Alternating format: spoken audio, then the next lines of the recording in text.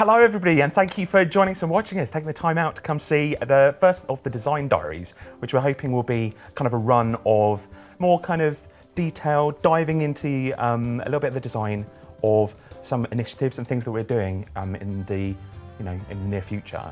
So yeah, first of all, we'll talk about who we are. You might not know who we are. So Mod Timbo. I'm Mod Timbo. On brand. Yeah, wearing my RuneScape t-shirt. Senior game designer and balancer for RuneScape. Mod Osborne, lead designer on RuneScape, have been for 13 years. So I think in each of these videos, and there will be a few of them hopefully, we'll dive into kind of the riskier waters of things like monetisation in the future, maybe mobile and stuff like that. But for now, we're going to be talking about episodic content.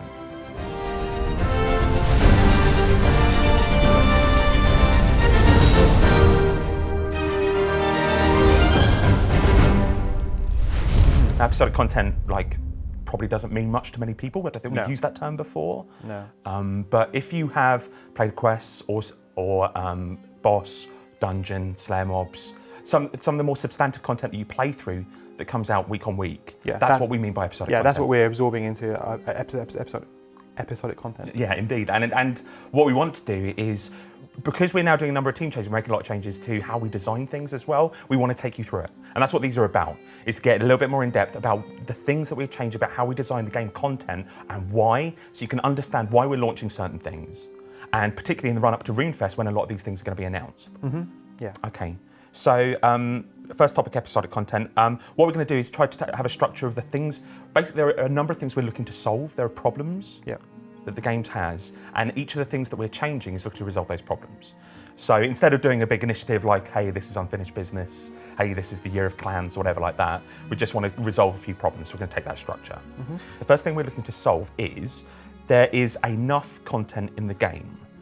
So that's a statement more than a problem. Chock-a-block. Yeah, I think that it's more, in the past, we've got this idea that we are a boundless game. The identity of RuneScape, particularly if you compare to old school, is we are the ones that are constantly adding new stuff, the boundaries of the game moving outwards geographically, story-wise, the combat challenges and things like that. But instead, what we actually have is a buckaroo worth of content, where we keep stacking things on top of our poor buck. Yes. Buckaroo, donkey? Was the donkey called Buck?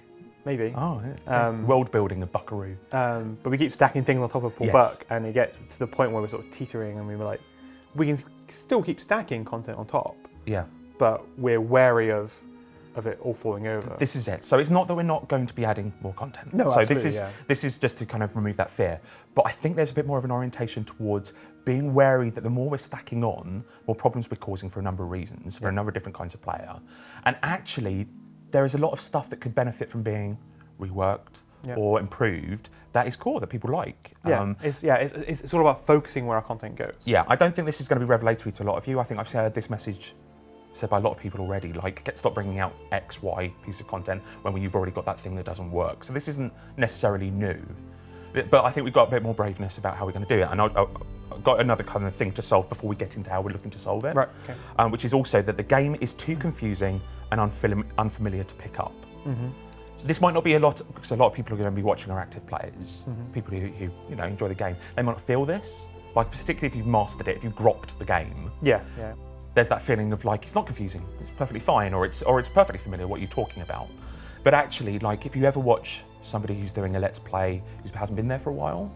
Yeah, I mean, we see it in the office, right? We see people who haven't necessarily picked up RuneScape from other teams for a while. They're like, oh, this is cool, Land Out of Time is a cool piece of content, I want to come back to it. And then they come back, they log in and what was I doing? Where was I? What even is this? How do I get back into X, Y, and Z? Yeah, and there's so many different channels of this. There is the, I've been away for a while, what's the content that's come out? I don't understand. Then there's even just the inputs, how I control my character, how the UI works, what all these different customization options. What does this button do? Why is it on my interface? Exactly, even down to why does it feel a little bit slower than it used to, latency and things like that. So, as a note, we are, Timbo and I are actually in the episodic content team. Yes. There will be other teams, and we will talk about the other teams in future videos. But as we're kind of in the episodic content team and owning that team, there are other teams that will be handling this more directly. Yes. The idea of making that experience for a person coming back to the game or a new player a little bit better, less friction. But that doesn't stop Episodic Content team also addressing it. And that's where I want to move on to next, which is very much your area, because you're kind of owning this initiative. So, big headliner, we are looking to do something called remasters. Yes. And you'll see this in the annual survey as well. That should be out about now. That there's a lot of content that we use that term, remasters. Do you want to kind of sell it, as it were? Yeah, I mean, I think we've all sort of played Resident Evil 2 remastered. Yep. But I think it's that level, and that initiative of what we want to do with the remaster. It's refreshing, it's familiar, it's exciting, it's new, it's more up to date, it's more worthwhile. Yeah. So remastering like a weapon, it would bring up its stats. We would give it a new special attack. We would give it a niche in the game. Yeah. Something. It's bringing content that you know and love, that you enjoyed. However many years ago, it's still in the game, it's not as exciting as it once was, bringing it back to the forefront, giving it a lick of paint, giving it a new purpose in the game and some new gameplay to get involved in. I mean, we could use a case study. Not necessarily going to happen, but it is in the survey. Yeah. So God Wars Dungeon remastered. Yes. Something like that might be, okay, so not so many people are doing God Wars Dungeon 1, because in that bracket, maybe they've graduated to God Wars Dungeon 2, there are other pieces of content. The drops aren't as worthwhile, it's Exactly. level 70 gear, and some of the mechanics aren't as interesting as they once were, like the combat system's evolved a lot. Feels a bit stale. But a remastered version would bring back your favourite lieutenants. Yep. It would bring back Grador, Kriara, Krill, We're going to test. Gielinor. Yeah. It would bring them back, but make them more up to date, make them more relevant, make them a higher level, make them drop gear that is more relevant. So if you think from a perspective of somebody who hasn't played the game for a while, who's coming in, they're thinking, great, I know God Wars. You know, I've got a kind of, not necessarily level playing field, but I know enough. So that would still feel the same. The generals will still be there, they'll be in the same places. They might even have some or all of the same attacks. But it's that idea of, right, what would you plus? Maybe there's a kind of elite dungeon running through them all. Maybe there's a quest that gives some background to each of them. Maybe there's an additional boss that you've got to find in a similar way to like Nex was. But also there's the quality of life improvements, graphically modernised, not necessarily in the way that we pitched previously, if you like those old God Wars generals.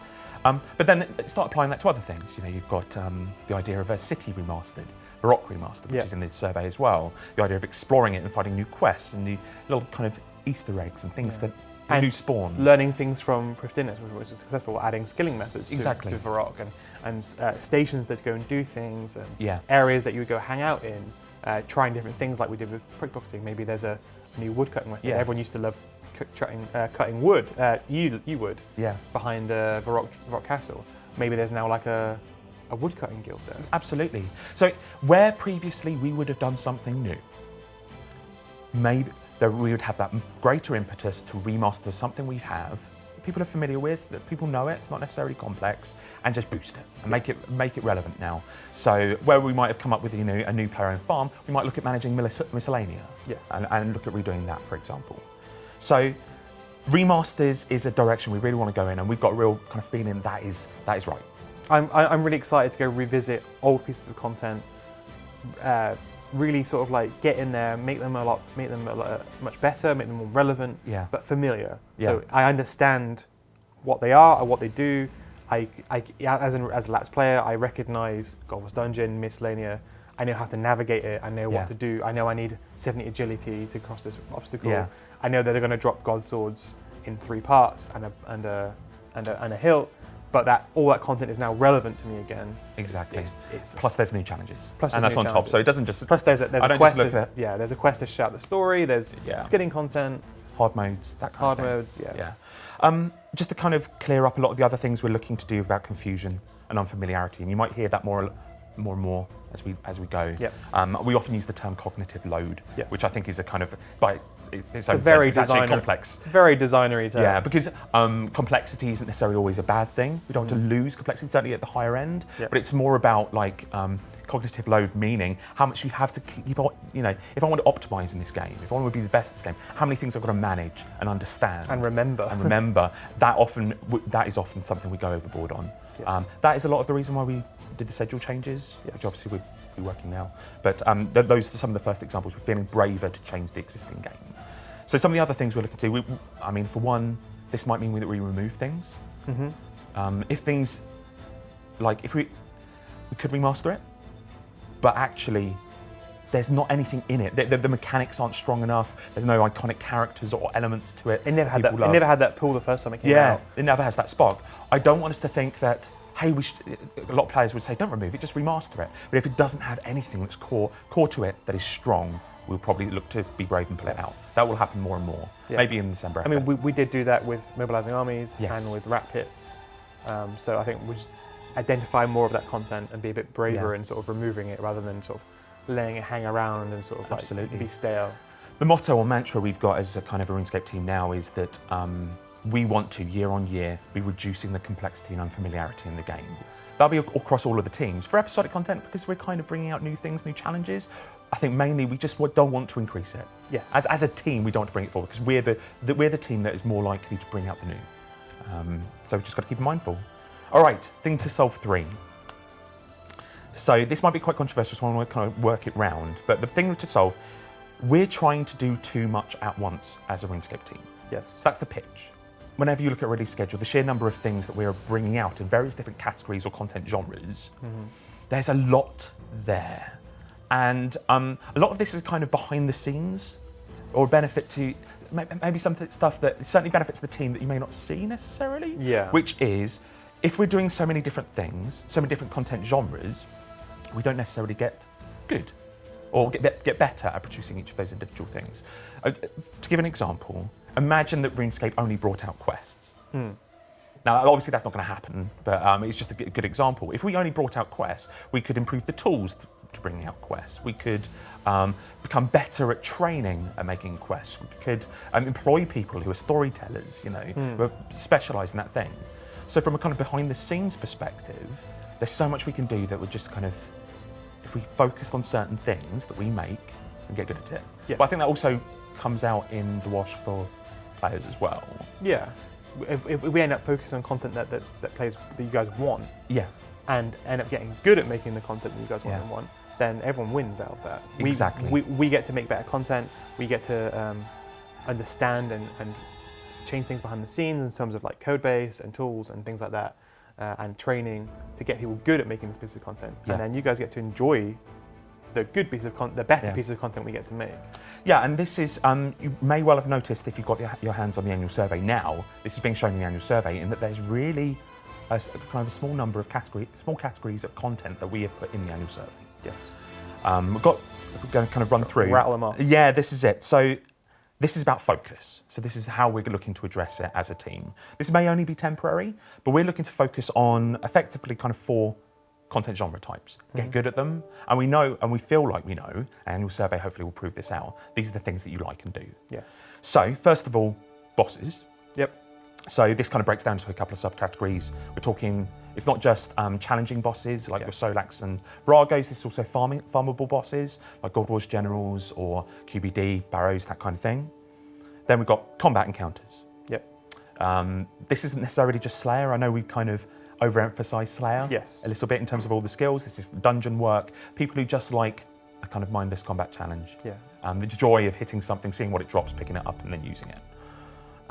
Then we've got the drop category. Do you want to cover that a little bit? So yeah, the drop category is it's like an exciting new piece of reward content essentially. So things like clue scrolls, the luck rework, alchemical onyx. Alchemical onyx. I really like hero or legendary items. Yeah, hero items like Hazelmere's or the fishing rod.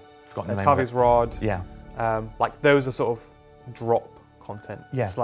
It's an exciting new reward to go chase. It's something we want to try a little bit more. It's a case of, obviously we've only got a certain amount of development time in a given year. I think we can do a lot more to make the rare drop table feel more interesting, like boss drop tables feel more interesting, skilling, wow moments, I think we could do more without necessarily spending the amount of time it would take to make a new Virago, as it were. Exactly. So yeah, we're going to be playing around with drop content a little bit more.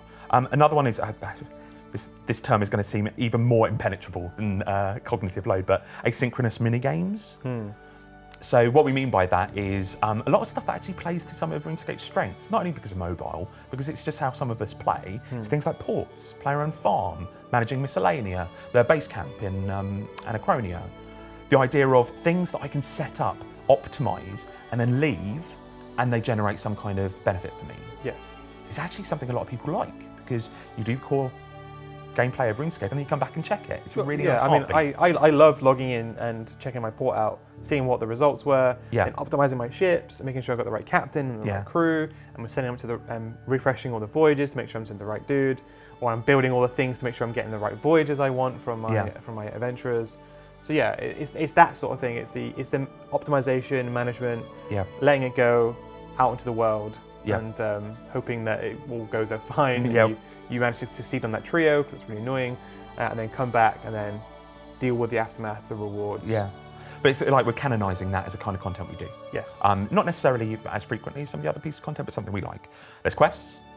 Of course, quests are never going to go away. Exactly. It's so core to what RuneScape is. Land masses, which might be an accumulation of a lot of these. Land masses might not actually bring any new content themselves. They're just a container for some of the things we're talking about here. Yes. But also skilling, and we'll dive into each of these individually now.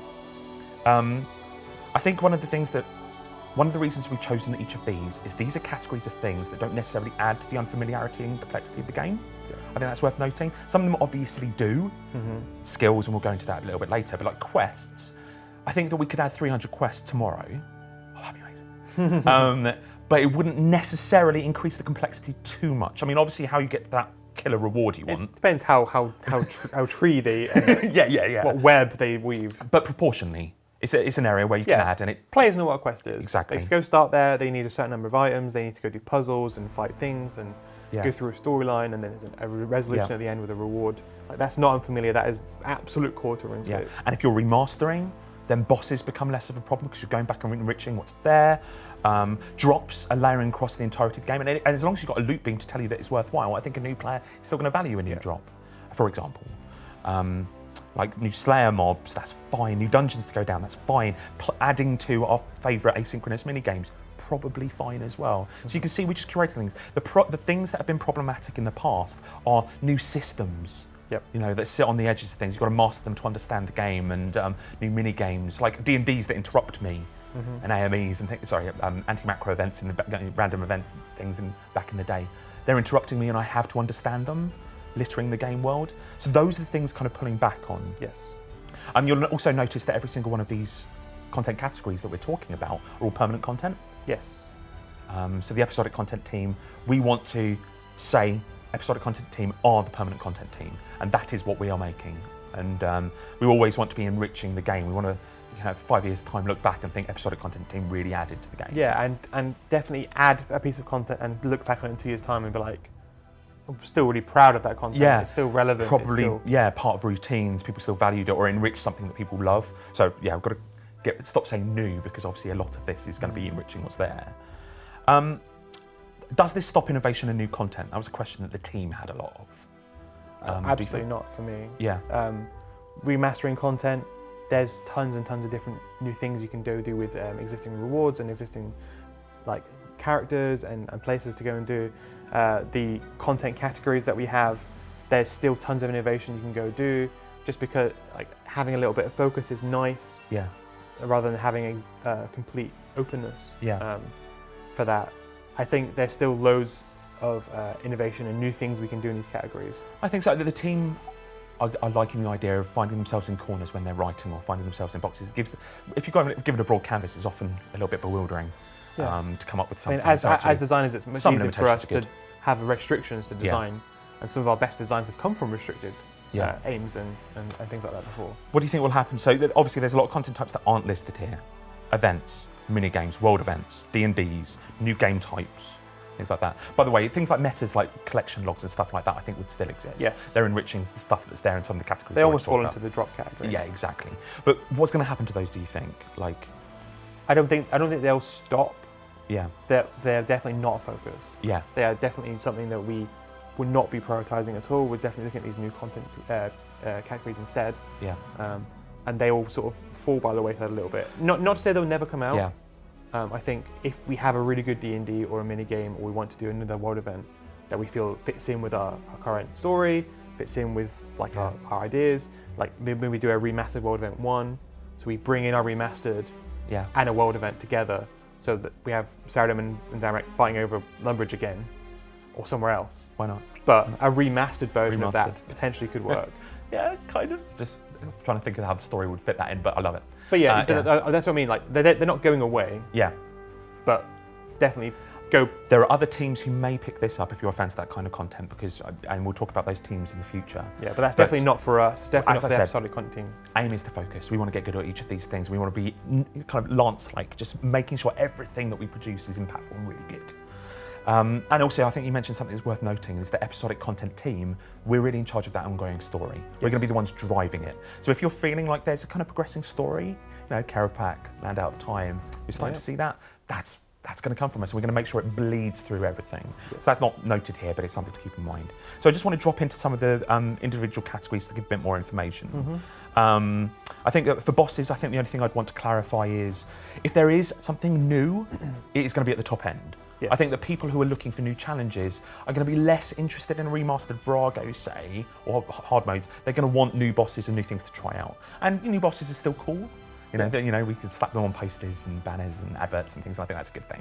Absolutely. But certainly towards the kind of farmable, massable range, welfare bosses, whatever you want to call that, I think we'll work towards the remaster. What else is there? Asynchronous mini games. Won't this add to Dailyscape? What I think we're looking to do is we won't be adding too many new versions of these. No. I think what, like Player-Owned Farmhands has taught us, and I don't know if you know this, but behind the scenes, that was actually really successful. Like, lots of people came back to play it, even though we just made a small, delicate improvement to Player-Owned Farms. I think what that's taught us is people value those things and just enriching them. Yeah, and we'll see a big boost to ports whenever we did the port expansion. Yeah. I think we're more likely to. So we have got some asynchronous minigame plans in the future. You'll probably hear about them, but we're more likely to, say, rework and managing miscellanea than to do a whole new ports, for example. Yeah, exactly. We'll probably remaster it. Yeah, and you can see that on the survey. Quests, obviously, I mean, there must be so many quests, Society of Owls, etc. We're sitting there going, but we're not getting quests right now, so how can you say that quests are part of it?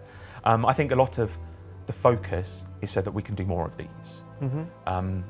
For me personally, I think that we still internally feel like quests have to be super lavish, and I don't think that's where we need to be. I think we have to break that somehow, break that mentality.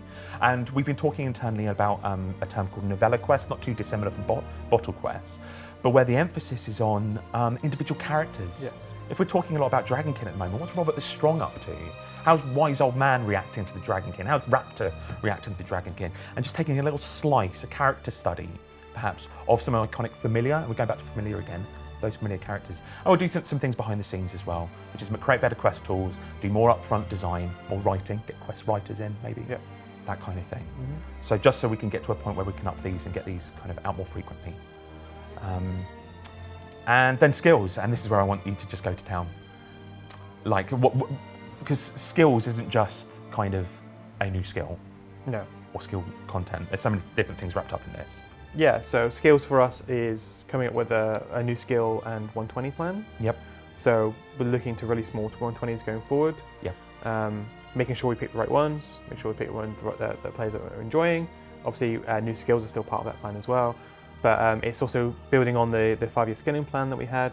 So it's not just like brand new pieces of content like that, it's also like creating wow moments, creating key milestones in certain quests, reworking or adding skilling methods going forward, going with the remastering version, so looking at old skilling content that was once popular and then remastering it, maybe bringing it up to date to a high level or just making it more relevant at that thing. One of the pet peeves of mine has always been sawmill, woodcutting training. Still do it. At woodcutting. No one really does it anymore, but we could remaster it to make it more exciting, make it more relevant to high level players, or make it more relevant to the level bandits in. So that's the sort of skilling genre. I mean, there are so many things in there that I want to unpick a little bit. But like, for example, first of all, I would like to dive into 120s because this might scare a few people. Like, RuneScape has often been about like, once I've hit my 99, that's my achievement, and I'm done. But I think we've learned a lot from the 120s that we have done. Yes. Recently, particularly Slayer. And there are a few things that we feel are inherent to a 120 now. We know that there's fullness. There isn't a kind of players will not accept. I think something that builds over time. I think it's worth mentioning that we have learned a lot from Slayer 120. We've read through all the feedback. We feel like we now understand what a 120 needs at release. in order for it to feel absolutely like it's part of the game and a proper extension of the skill. I feel like we also learned that something has to change. Players have trained for a long time to get up to 99. That it feels like there needs to be a difference in how you train it, or the meta in some way, or how it rewards me, that kind of thing. And certainly it also has to have those milestones, those big rewards. And we are going to continue to have those in that content. So the reason we're saying this is imminently, and you could probably guess when, we will be announcing 120s. Yes. And I want people to feel, I want to kind of take people along of why that is good, because these are skills that people love. We're going to give real reasons to train them. They're going to cross over to other skills. Yep. And we really do feel that is beneficial. So there you go, a little bit of an announcement. This is one of the reasons we want to do the video, is that we will be moving to 120s. But also we want to be brave with skills. Now skills, new skills, yep.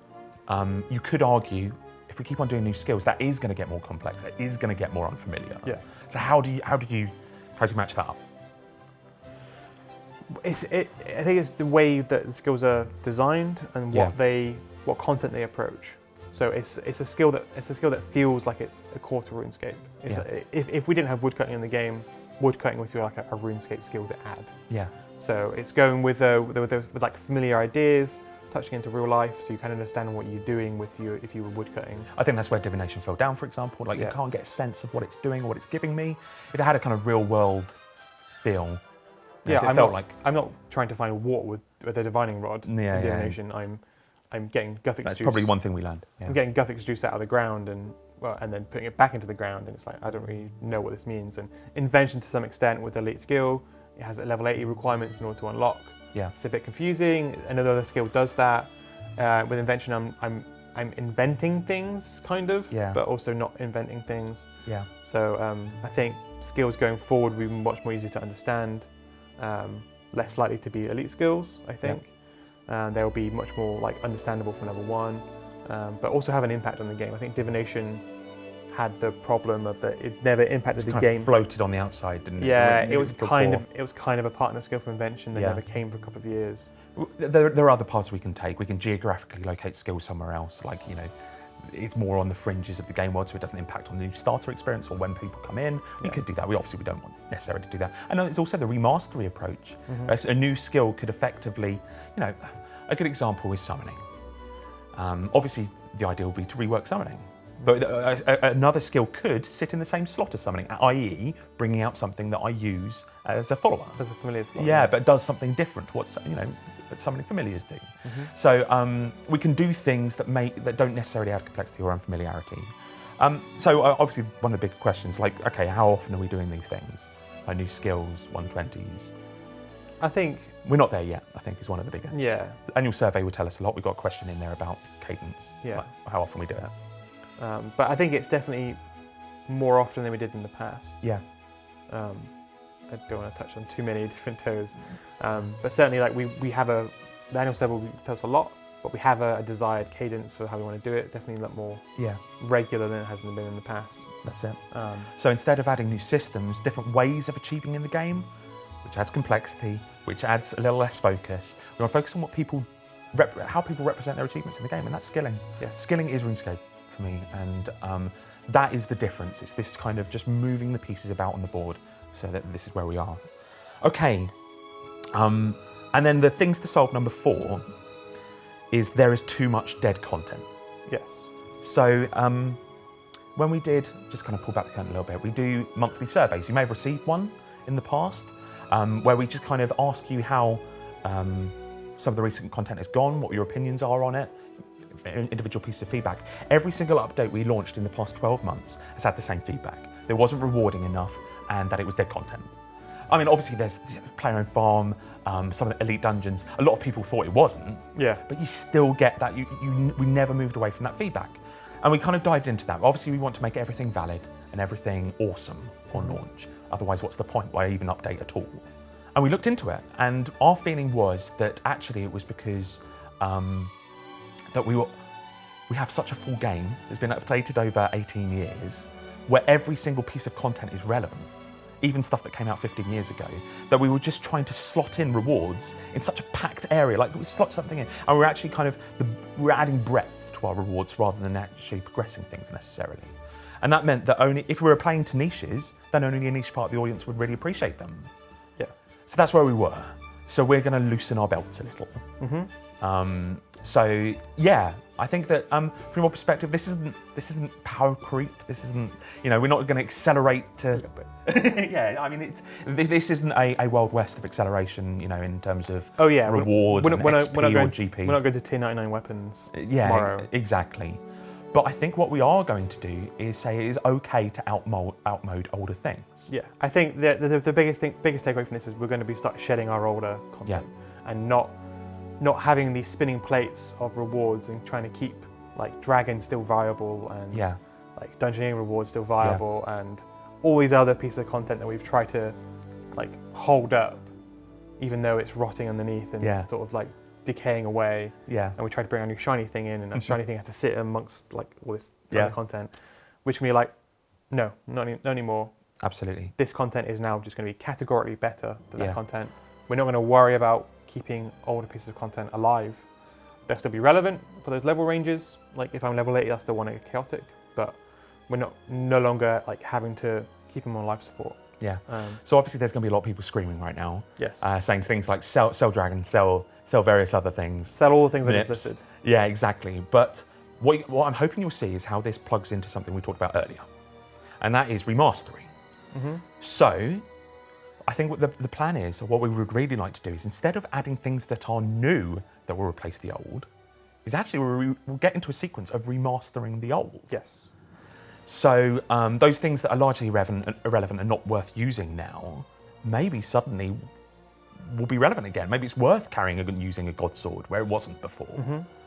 So it's older content that usurping the newer content, and we just get into this kind of sequence. Those iconic elements will start kind of leveling up and improving on the previous ones. Yeah. I mean, obviously there will still be some that are new, some new glittery, you know, fancy things that you'll desire, but a lot of the time it will be the older. Exactly, yeah, and we have done this in the past to some extent, but we're definitely getting a little more bolder about it in future and being a bit more, like a little less careful about where pieces of content sit. You probably kind of tested this out in a few things, like mining and smithing. Thought, right, let's make GP generation from non-combat skilling. Let's bring it up. That's the kind of thing we're talking about. Let's kind of take that older piece of content that's familiar and just make it relevant again and see where we're at. So now we can start talking about things like, what's the best boss to fight at this level? It's King Black Dragon, you know, who knew, perhaps, if we did a remaster. What's the best weapon to use at this level? It's actually, you know, the Dragon Dagger. Dragon Dagger, yeah, why not? And so we'll be approaching it in that way. So don't necessarily sell everything you've got, who knows? And obviously with things like kind of weapon diversity layering on the top of that, you know, like, it feels like we're enriching that game that is there, rather than just bolting on. Yes. Okay, looking at my questions about this. So will this mean older content just dies or becomes irrelevant? I think we've got that. Yeah. Won't this add to confusion and a lack of simplicity? I think we'd be lying if we said that this was a silver bullet for solving everything. One of the biggest things that we're going to have to be aware of is somebody who comes back to the game, for example, and wants a familiar game experience. What they have in their bank is going to feel very different. Like, what is valuable or good now? But I think if we get to a place where the question is quite simple, the questions are simple, like, you know, how do I get good at combat? What dagger should I be using? Rather than things like, what even is the right weapon to be using right now? We've got new weapon types, etc., etc. That was the direction we were going in. We want to make sure the questions are simple and people can the systems are there to help people. And the answers are simple as well, right? So the idea is saying, how do I do combat right now? Okay, well, we just recently remastered Gold Wars Dungeon. Go do Gold Wars Dungeon content because that is now the best place to go train combat. You're going to get good drops and and you might get some upgrades and things. So, like, what skill should I go do? Or should we go and do the new skill right now because the new skill is good money, or it is like you can get this really cool reward from doing it. Yeah. So the idea is to keep the question simple, but the answer simple as well. Yeah. So it shouldn't be a complicated web of mess to understand how to do combat now. It should be, I go do this. Yeah. I as a player, I immediately understand how to answer that question, but also how to go and do that piece of content as well. I think we often talked about this. Like we went to the pub and we chatted as designers about how we wanted to handle this. Yeah, exactly. You get so many better ideas when it's over a double burger. But we imagined a kind of featured content pane. Yes. You know, sorry, like an interface that was presented to any kind of person coming back or playing the game. And each of those, within that, is each of the categories that we just talked about in the focus section. But within those, you look at them. What's the latest landmass? Oh, it's... Land Out of Time. Land Out of Time. Okay, dinosaurs. All right, that's relatively new. But then you move to other things. And then you've got, what's the latest Slayer mob? Maybe it's a new Dark Beast. So it's familiar, it's remastered. Maybe if you look at the latest addition to an asynchronous minigame, there's a new ports expansion. If you go to a combat experience, it's God Wars remastered, or Barrows remastered, or KBD remastered. It feels so RuneScape. And that's what we want. We want a kind of curated, modernized, relevant, fun RuneScape. And that can still be different from old school where everything is in stasis. It can feel still kind of broad and like there's something new coming every week. We still have that excitement. Yeah. But we're kind of keeping the feel of what RuneScape is and not adding to something that people feel is getting bloated. Yes, absolutely. Okay.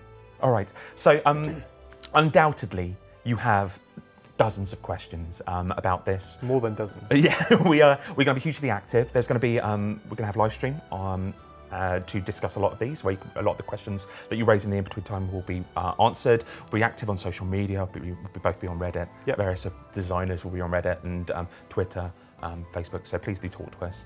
And hopefully, we can bring you a little on side, at least, before RuneFest, when a lot of the kind of categories that we can talk about will be filled out and the updates that are going in them will be a little bit clearer. And you can see a bit more of our vision of all these things happening, because a lot of the content and a lot of the focus content will be announced. There'll be things of those announced. Yeah, exactly. You can sort of see what sort of cadence and sort of the cool, exciting things we're talking about. Yeah, it'll be a bit more solid. So hopefully that's a little bit exciting. In the coming weeks and months, we're hoping to do more of these. The chance to dive in depth like we have just now. Sorry, with a different partner. Probably next time, I apologise. Can't believe you're cheating on me. I don't want to, but it's got to be done. We'll dive into other categories, as I said, things like monetisation, things like some of the modernisation stuff we were talking about, and how we can remove complexity and unfamiliarity and improve the feel of the game. That'll be another topic. So we'll dive into these in the future. But for now, thank you so much for your patience in listening to us, and hopefully there's exciting elements and also stuff to talk about. Yeah, really cool. So thank you very much, and we'll see you next time. Bye. Cheers.